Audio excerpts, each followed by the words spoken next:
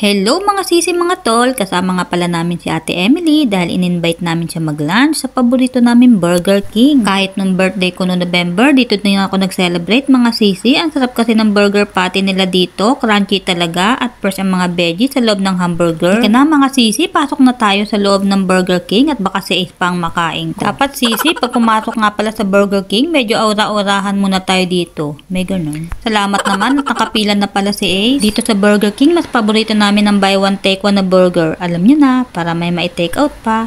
I love the white Christmas tree. Mamaya may picture taking na magaganap dyan. Asan si Santa? Baka magbigay ng regalo. Pero alam niyo mga sisi, nakakamiss din no? Nakasama natin ang pamilya natin, nakakain sa mga gantong establishmento. Pero malay mo, baka bukas.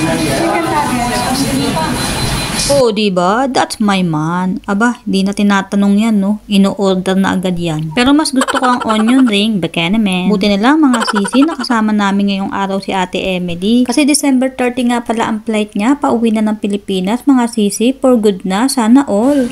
Can I get 3? Kakain nga pala kayo dito sa Burger King mga sisi, huwag nyo kakalimutan magsuot ng crown. Free lang naman to mga sisi. Pwede mo rin iuwi kung gusto mo. Nako, matutuwa si Ace neto pag suot niya.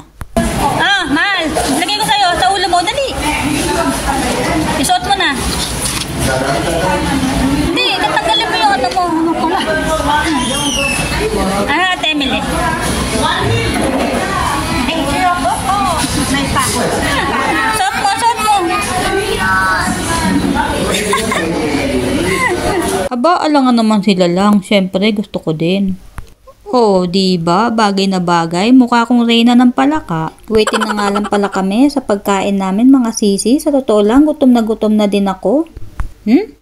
Gulat naman ako sa'yo. Ito na nga pala ang receipt namin with free wifi din sa loob ng Burger King mga sisi. Kaya pwede kang mag-go live habang humahabhab. May stop nga palang Pinay dito sa Burger King kaya mas madali lang ang pag-order mga sisi. Hindi ka na mahihirapan mag-English pa, o diba? At sa wakas, dumating ng aming chibog mga sisi. Tamang-tama, lunchtime at almusal lang talaga ang kinain namin. Ay, ang sarap naman talaga ng mga ito. Ay nako mga sisi, ito nga pala ang craving ko, ang French fries. Mainit-init pa. Ito nga pala ang buy one take one nilang chicken burger. Bali take out na lang mamaya ang isa niyan. Ayan na po si Bossing. Ayaw mong subuan kita para sweet tayo.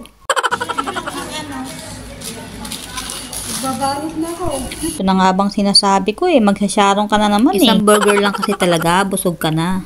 Almusal ko nga pala yan bukas mga sisi, lalagay ko lang sa ref. Last na bonding time na rin namin ni Ate Emily. Sabay kami sa eroplano, doon kami sa buntot. Emily, Shanghai naman dyan. Hello! Dito sa Burger King, dapat ikaw magtapon ng trash mo sa bin. Be responsible, ika nga. O siya, halika na. Naku, maraming salamat Burger King at talaga namang napakasarap ng meal mo. Next time ulit, and bye!